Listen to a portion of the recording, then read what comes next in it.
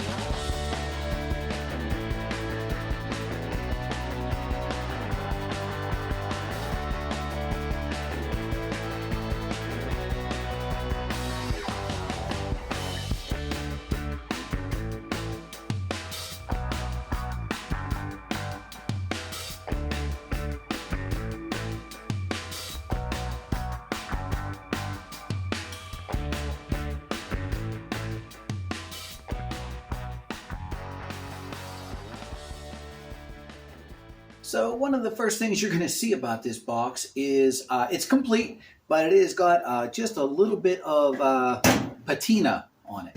And that gives me an idea for this toolbox of how we're going to refinish it, or let's say what we're going to do to it. So this particular toolbox, the style is what they call a Carpenter's toolbox. It is 30 inches long by... looks like about 8 3/4 deep and just about 7.5 inches tall. The crown logo, the badge in the front here, the Craftsman crown logo, has the red paint inside of it. That's going to put this late 60s into the 1970s on this toolbox. Not in too bad a shape on the latches. This one is missing a catch. I think I'm going to steal that one off the other box. And this guy over here is a little bit bent, a little bit out of shape. We could take care of that as well. On each side of the box, we've got these screwed on handles. They are equally patinaed, but we could take those off and polish them up just a bit. Now on the inside of the hood here, other than this big ding that we're going to try and pound out a little bit, you can see the wooden slats here. That's where you would be able to store some tools. The wing nuts are still on there, so we should be able to pull this off and clean it up a little bit. The tray has a few issues to it. So just taking a look at that tray, you can see there's going to be a little bit of dings and dents and things we're going to have to take care of and straighten out. Now the whole box used to look a lot like that. The hammered gray looking classic Craftsman paint. It is long since gone on the outside. Now the bottom of the box might look terrible. It's definitely got some issues, but it is solid. A lot of this is just surface flaking off, so we should be able to clean that out and spruce it up a little bit. Now, when I showed you guys this box in that last tool haul video, overwhelmingly you guys and gals said I should definitely keep it, restore it, or just clean it up and preserve what's here because it is definitely worth keeping, and I agree. My plans for it are, we're going to give it a little bit of a RATROD look. So the outside we're going to clean up, and we're just going to do a little bit of a patina polish or a shine juice on it, protect it, let it keep its old look. The inside, we're going to go to town on the inside. We're going to get rid of all the rust. We're going to sand it smooth, primer it, paint it, and look brand new on the inside. That way all of the tools that we put in there are safe from any rust. So the outside, we're going to give it that RATROD look, maybe do something with the handle up here. We got to fix a little bit of the latches, polish them up a little bit. We're not going to go crazy. You know, we're not going to nickel plate things like we usually do. We're just going to clean it up, preserve it. But the inside is going to shine. So that'll be a good place for the tools. We got a lot of work ahead. So let's start cleaning.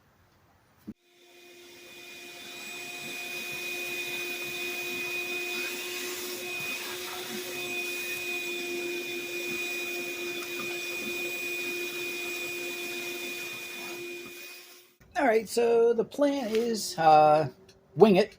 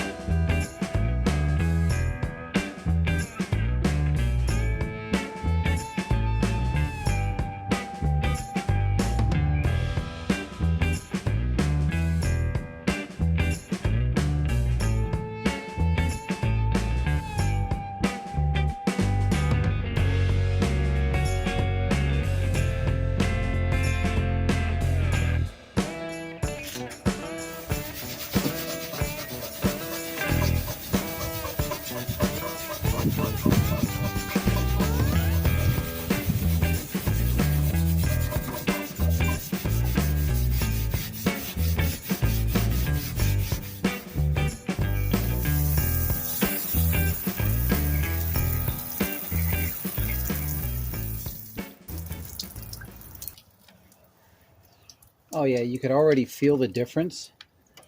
This side over here, rough. This side coming smooth. Cleaning this up is going to let all that nice patina come through when we get that shine juice on her, that boiled linseed oil and mineral spirits. All right, let's keep going and see what we come up with.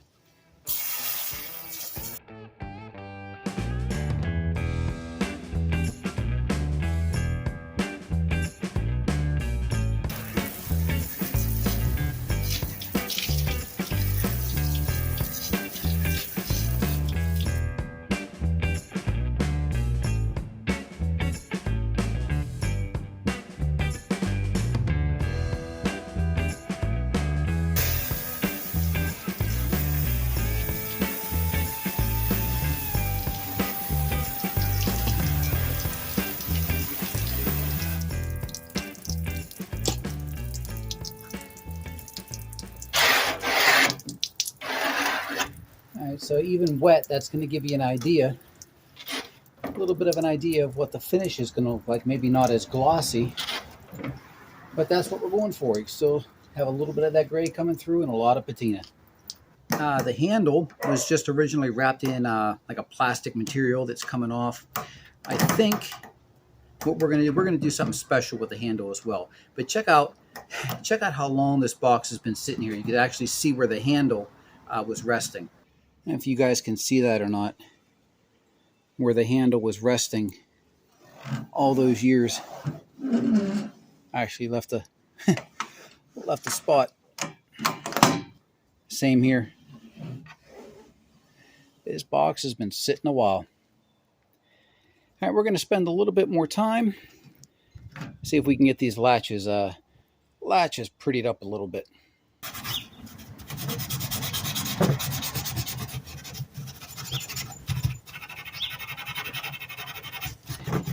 If we have to, we could even do a little bit of a Dremel cleanup on it.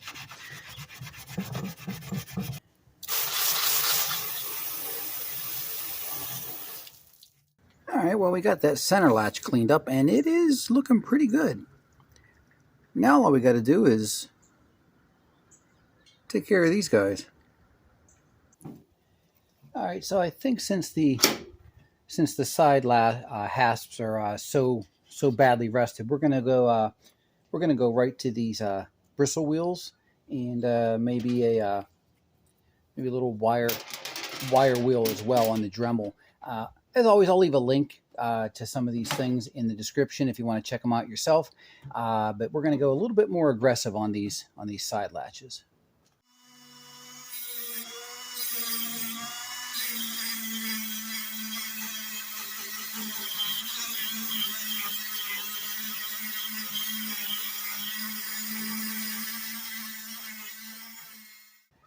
Now you can see we got a little bit of a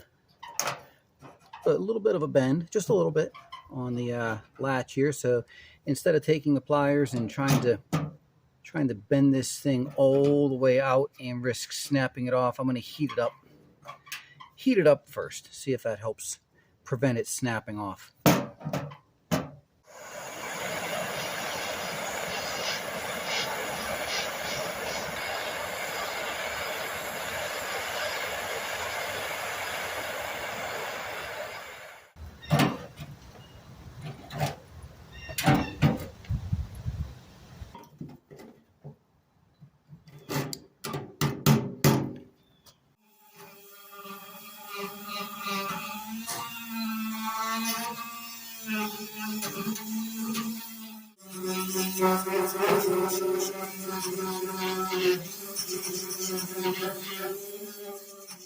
All right, now we're getting somewhere.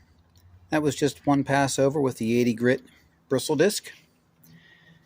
And that's one latch. There's your center latch. And there's the one that we have to do yet.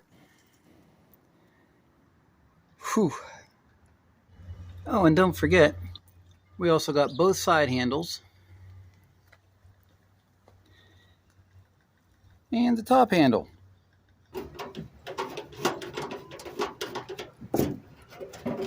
Now, fortunately, these aren't rusted on.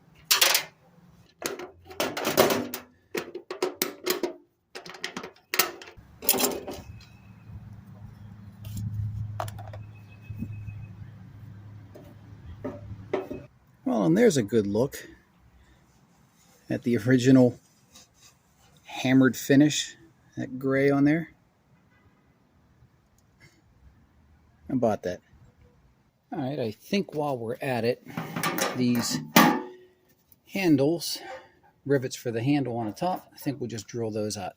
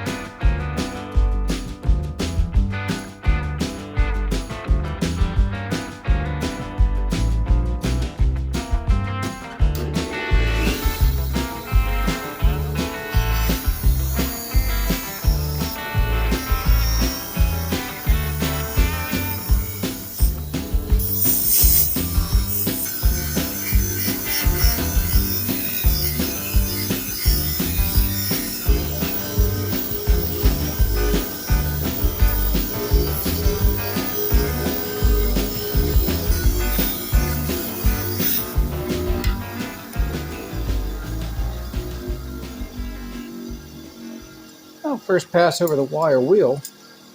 That ain't bad. We got to get inside of here with our Dremel, but all that old nickel plating just flaked right off. This will clean up nice, polish up, put it back on the box.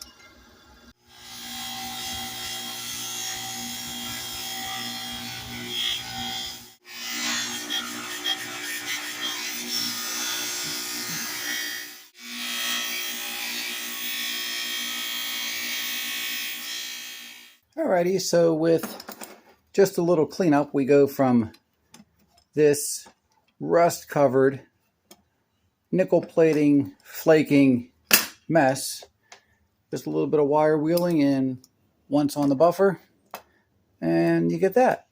So going for that RATROD look on the box, I think these handles are going to look stunning next to that patina. All right, so one of the things I want to address is this smashed up part of the lid. Something fell on it or somebody hit it. I don't know, it's got a pretty good ding in it. Let's see if we can pound that out a little bit.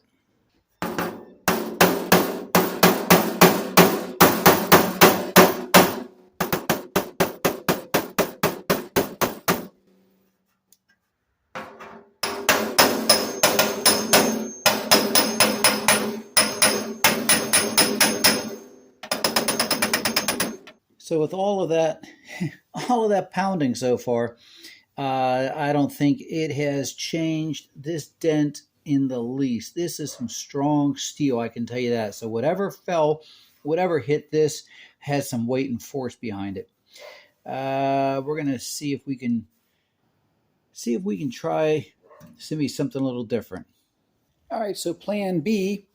I don't have a real dolly, but we're just going to use this old sledge, this cross-peen sledge, and this guy, and see if we can work the dent out that way. We're just going to take the flat side of this one, put it against the lid, and pound the dent out from the other side.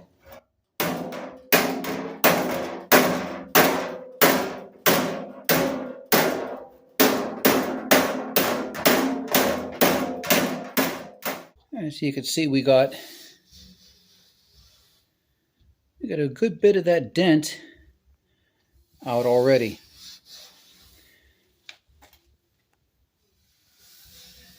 Still got a little bit here and the heavy crease in there, but we could start working that out a little bit smoother.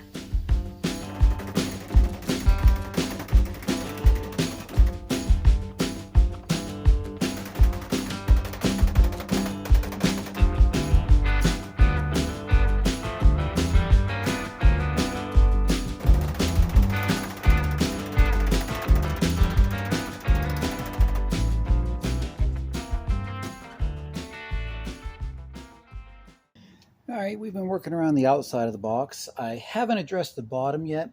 What I want to do is I do want to protect the bottom. So we're going to get off as much rust as we can. We're going to do a rust converter on it, primer, and then we're also going to put truck bed liner, a nice thick rubbery coating on the bottom, and that should help protect it good for the future.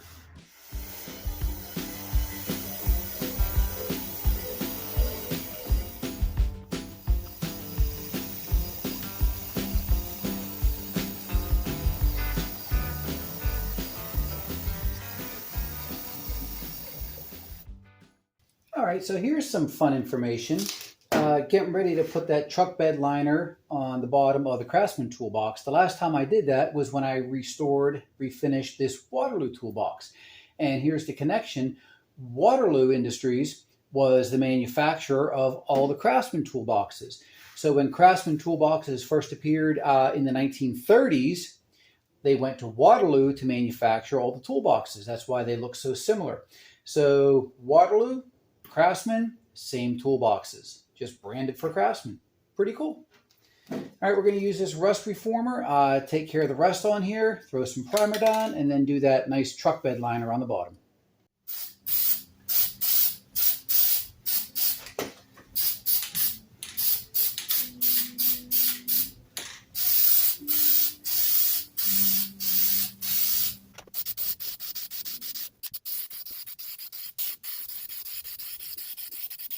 A little bit of primer now.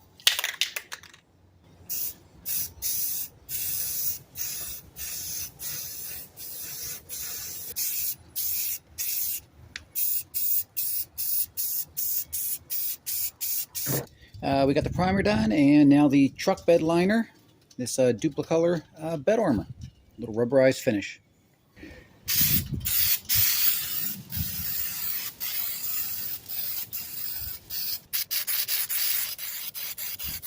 Alrighty guys, we've gotten to the fun part. We got to start to dive into the inside of the box. We're going to start with the tray.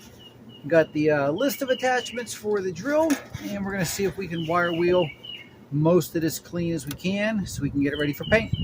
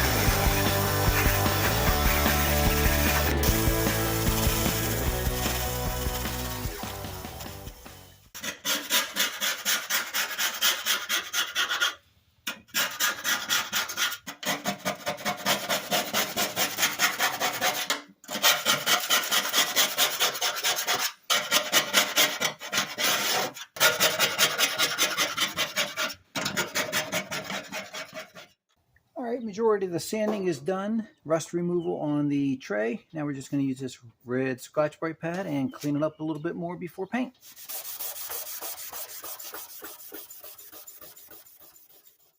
Okay, so I might be a little slow, but I eventually catch on. I'm standing here using the Scotch-Brite pad on the bottom and remembered that I had these things. These actually like Scotch-Brite discs for my drill. I had picked these up a while ago, put them up on my shelf, and I forgot I had them. There's different grades. There's fine, medium, and coarse. The red one pretty much matches the red Scotch-Brite pad, so pop that into the drill and let's give that a shot, see if that goes quicker.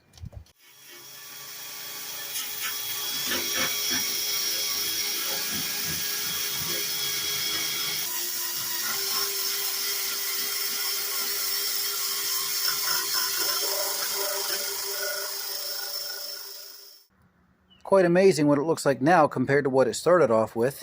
All that rust down in there. Just lots and lots and lots of elbow grease. And a few readily available tools. One of the things looking at this, really enjoy these kind of projects where I'm not restoring something to its original unblemished condition, but really just taking it, cleaning it up, making it usable, saving it, that we can, keep using it for future generations. So, favorite kind of project.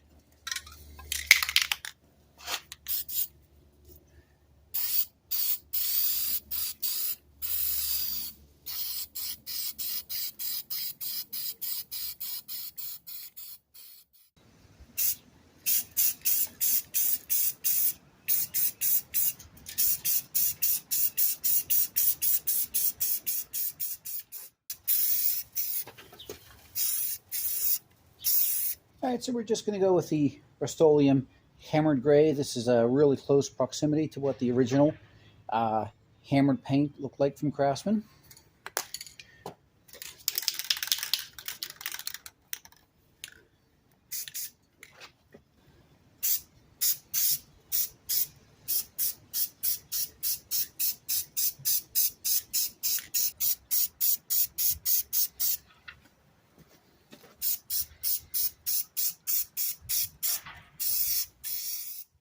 Alright gang, well, you've seen me do all this scraping and sanding and wire wheeling on the tray. Now it's time to dive into the box. I'm going to save you the trouble. You know what I'm going to do. You've seen it. So I'm going to go ahead. I'll bring you back when this is ready for the final coat of paint. And I'm probably going to put that truck bed liner in the bottom also. Told you I'd bring you back for the final coat.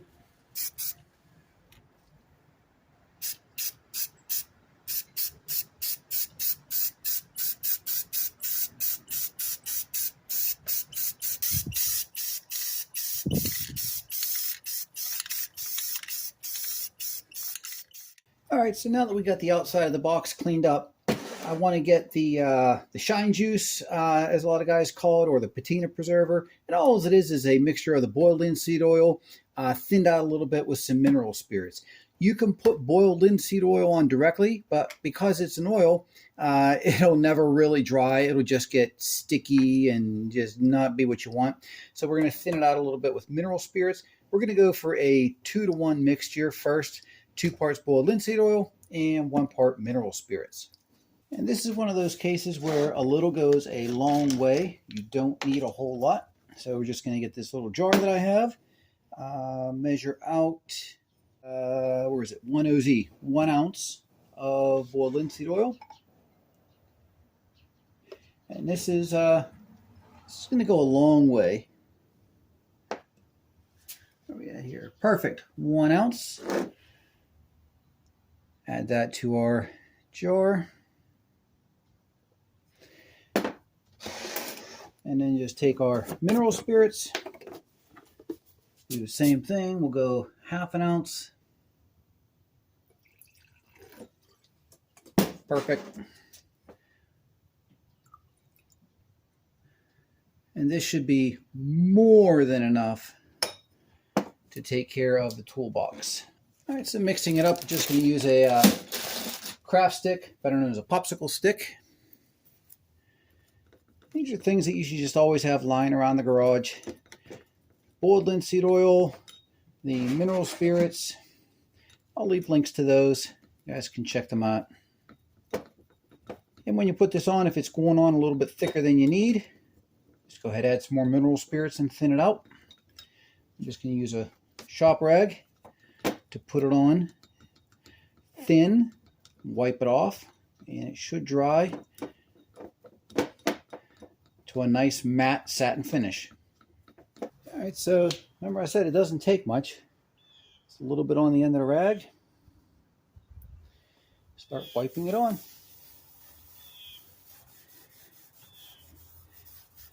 And we just keep spreading that out as much as we have on the rag.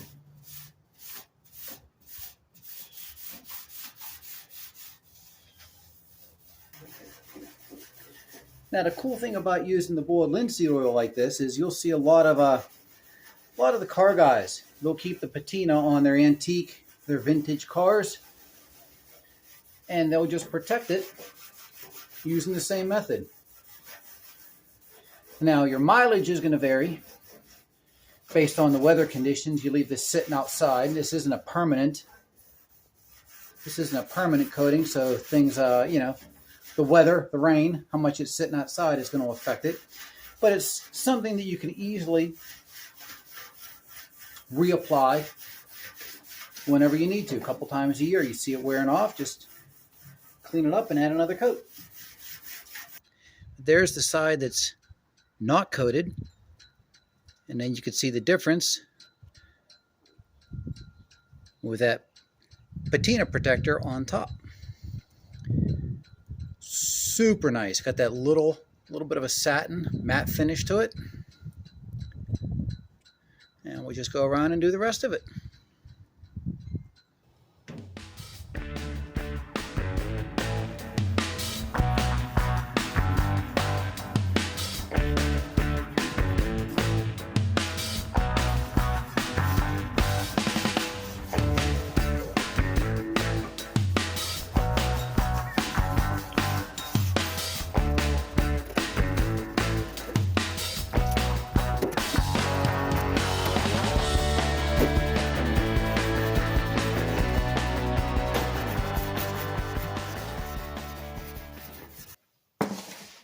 So finally, time to move on to the handle. It's one of the last pieces we have to work on. It's a steel handle, and it was coated in what Sears Craftsman called plastisol. Yeah, so this isn't something that we're going to save. What we're going to do is we're just going to peel the rest of this off, clean the rest up, and I found something really cool to put on this handle. I've used this in the past for a few projects. It is some leather from an old horse saddle that, interestingly enough, dates to about the same time as the Toolbox from the 60s. So this really nice vintage black leather from a saddle is going to go on the handle, and it's really going to help set the box off, really look nice. It's not period correct, but hey, that's okay. We're doing our own thing here.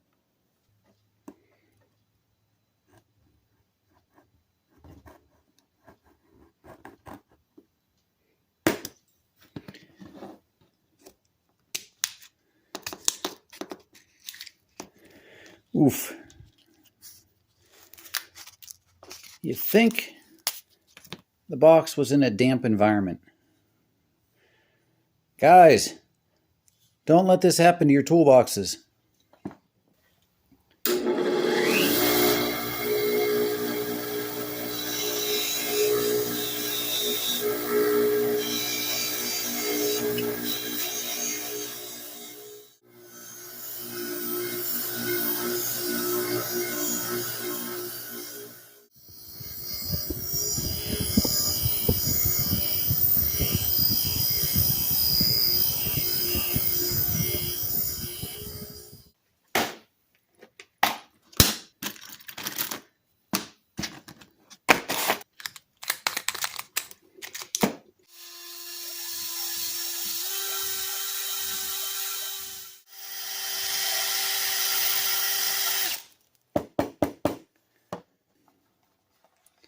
I'm just going to wrap it around, see how much leather I'm going to need.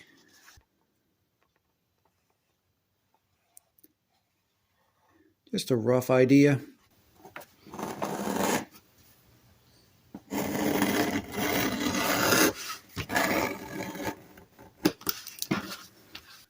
Okay, back. We've had our leather soaking in some water, soften it up a little bit. Hopefully, we can mold that around and form it to the handle. We're just going to use some clamps and clamp it off. Once that dries, then we'll trim it and do a baseball stitch on it. That's the sort of plan anyway. So we're just going to take this. Hopefully we can do this without having to use any glue. I'm just going to start fitting it on the back here. Hopefully we can also get it to the seam to match up in the middle of the handle. I'm just going to start, roll this around, grab it in the middle.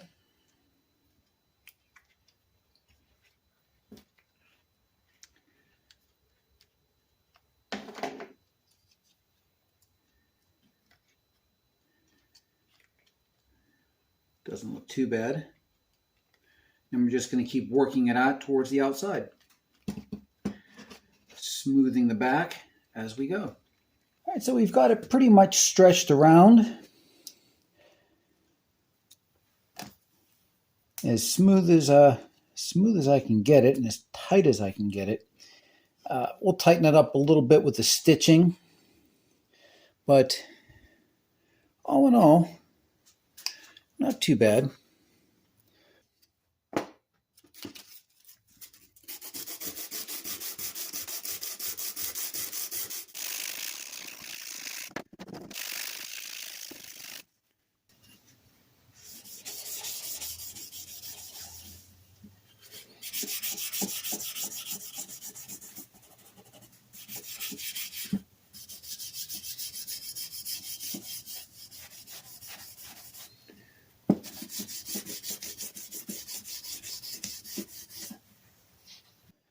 All right, so it's been about 24 hours. Time to get these clamps off and see what we got.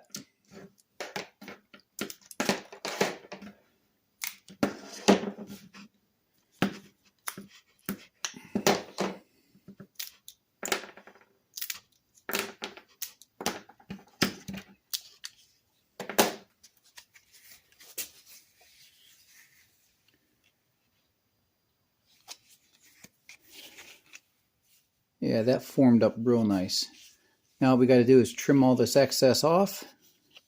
And since we're going to do a baseball stitch, we're going to cut it down the middle, leave a little bit of a gap, and then the stitching should pull that together.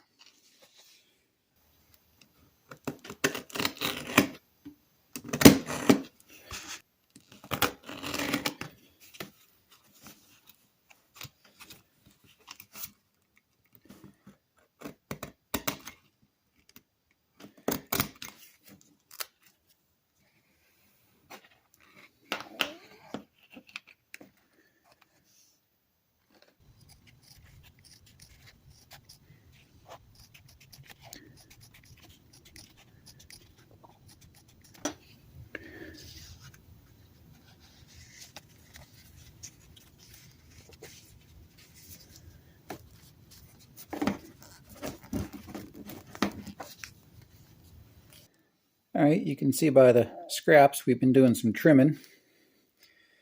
We now have just about where we need it. Just enough of a gap we can pull it together with the stitching.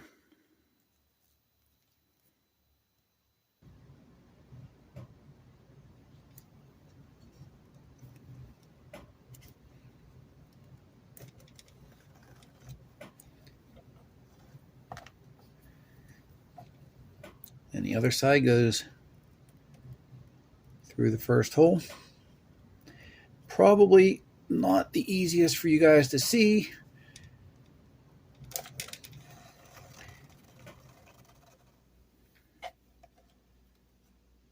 There we go. So you can see the first one is underneath.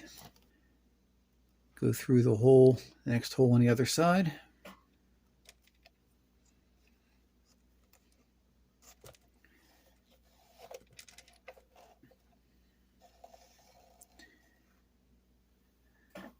And then the left one, this is the one I'm going to have go over top of the one I just did.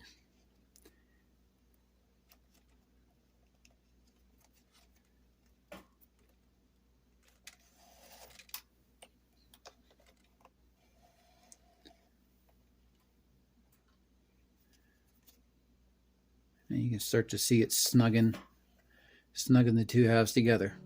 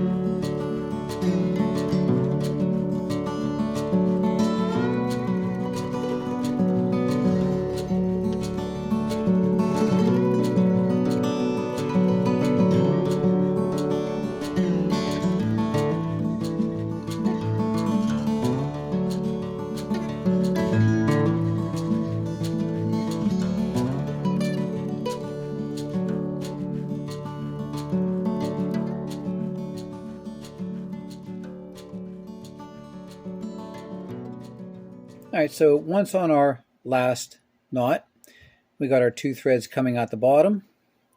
All we're going to do is tie a knot, probably two. And I'll just slip right underneath the leather.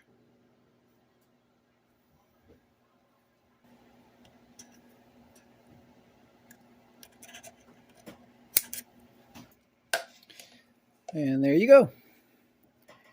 Leather wrapped toolbox handle. It's pretty straight, not perfect, good enough for what we're doing. Alrighty gang, home stretch. The latch on the other side of the box is missing this catch, so I took one off of the other toolbox that I have, and wouldn't you know it, it's actually too small. It's about 1/4 of an inch short, so not all latches are created equal. Craftsman did make several different versions of these on their boxes throughout the year, so it's not surprising that one doesn't fit to the other. So what we're going to do is go into fabrication mode and just take this piece of steel and bend it into shape, and it's long enough where I could make a couple if I need to. So all right, let's heat it up and start bending some metal.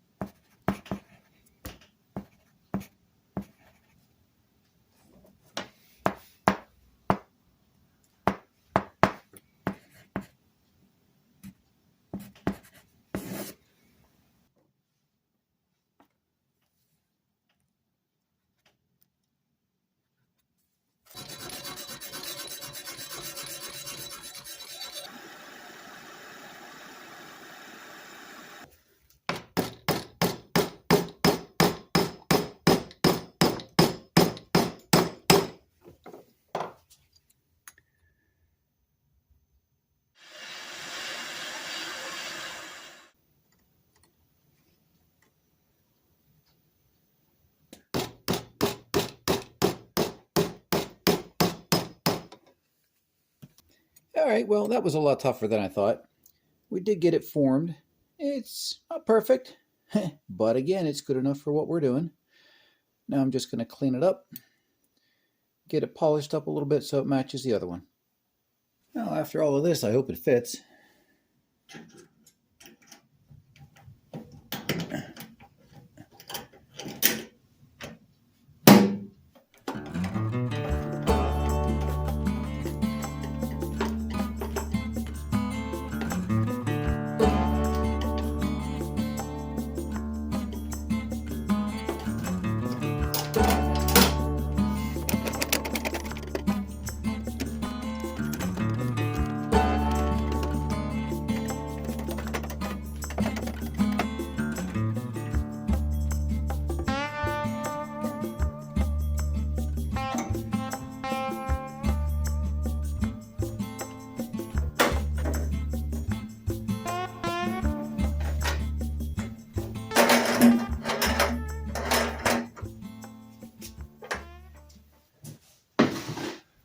Alrighty, gang, we got this late 1960s Craftsman Carpenter's toolbox back together, and that about wraps up the makeover of this box into a really cool RATROD toolbox. First one I've ever done like this, and I am really impressed with how it came out. Hope you guys like it too. What do you say we take a walk around it and see what it looks like now?